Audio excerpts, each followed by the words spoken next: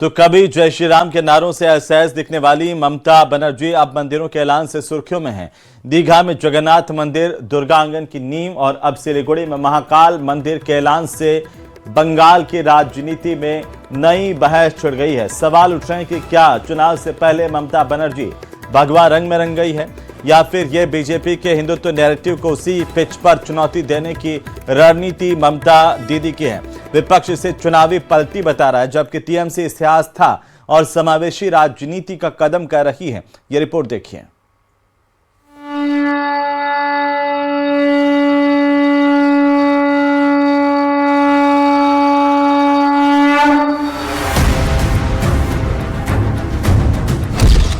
ममता ने किया सिलीगुड़ी में महाकाल मंदिर बनवाने का ऐलान। दुर्गा आंगन की रखी नींव, गंगा सागर पर भी पुल बनेगा। क्या चुनाव से पहले भगवा रंग में रंग गई ममता? कभी जय श्री राम के नारे से चिढ़ जाने वाली ममता बनर्जी अचानक बंगाल में हिंदुओं की सबसे बड़ी हितैषी नजर आने लगी हैं। ममता ने पश्चिम बंगाल में चुनावी सरगर्मी के बीच मुख्यमंत्री ममता ने हिंदुओं के लिए एक के बाद एक कई धार्मिक स्थल बनवाने का ऐलान किया तो एक नई राजनीतिक बहस छिड़ गई। सालों तक एंटी हिंदू होने के आरोप झेलने वाली ममता बनर्जी पर विपक्ष सवाल उठा रहा है कि क्या चुनाव से पहले उन्हें अचानक हिंदुओं की याद आ गई है। ममता ने ऐलान किया है कि जनवरी के दूसरे हफ्ते में वो सिलीगुड़ी में महाकाल मंदिर की नींव रखेंगी। साथ ही 5 जनवरी को वह गंगा सागर में पुल के निर्माण की आधारशिला भी रखेंगी। सोमवार को ममता बनर्जी ने देश के सबसे बड़े दुर्गा मंदिर दुर्गा आंगन की नींव रखी।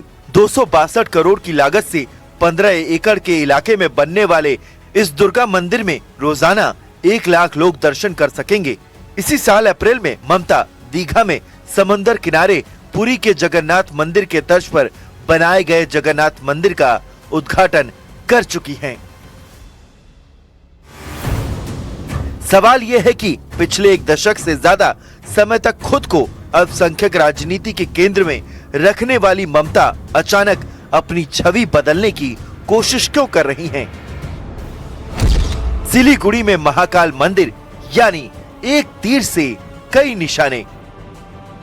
उत्तर बंगाल के प्रवेश द्वार यानी कि सिलीगुड़ी में महाकाल मंदिर बनवाने का मतलब साफ है कि ममता बनर्जी अब बीजेपी को हिंदुत्व के मुद्दे पर वॉक ओवर देने के मूड में बिल्कुल नहीं है। महाकाल भगवान शिव पहाड़ी समुदायों, गोरखाओं और उत्तर बंगाल के आदिवासियों के परम आराध्य हैं।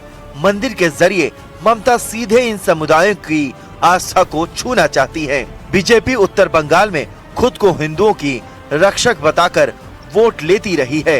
ममता अब ये संदेश दे रही हैं कि मंदिर हम बनवा रहे हैं, दिल्ली वाली बीजेपी नहीं। আর একটা সুখবর দি, জানুয়ারি মাসের সেকেন্ড উইক নর্থ বেঙ্গল থেকে আমি দেখতে পাচ্ছি মহাকাল মন্দিরের শিলান্যাস হবে। জমি কিন্তু আমি দেখে নিয়েছি, রেডি করে দিয়েছি।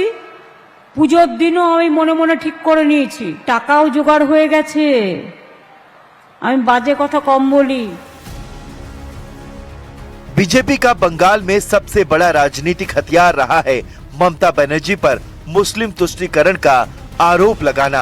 मुहर्रम पर दुर्गा पूजा विसर्जन रोकने के पुराने आरोप से लेकर संदेश खाली तक बीजेपी ने ममता की छवि हिंदू विरोधी बनाने में पूरी ताकत झोंकी है।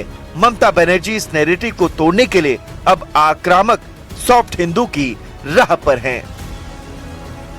मंदिर मस्जिद बनाने की सरकार का काम नहीं है। तृणमूल कांग्रेस पहले कालीघाट पे काली मैया के पास जाता है, उन्होंने इसका फाइल लेने से इनकार कर दिया।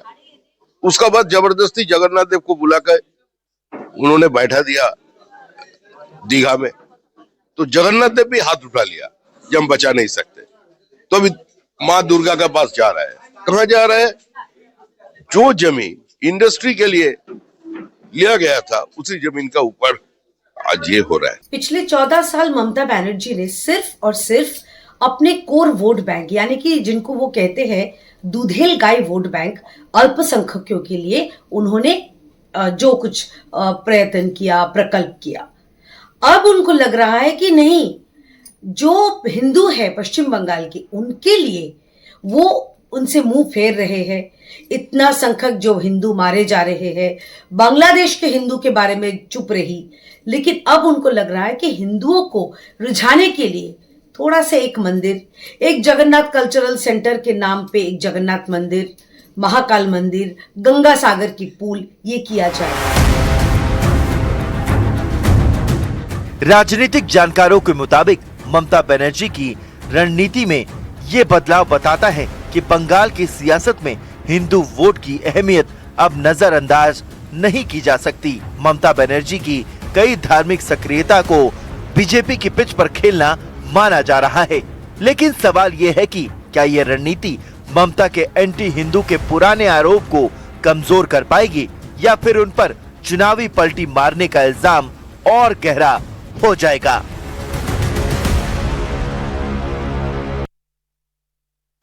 तो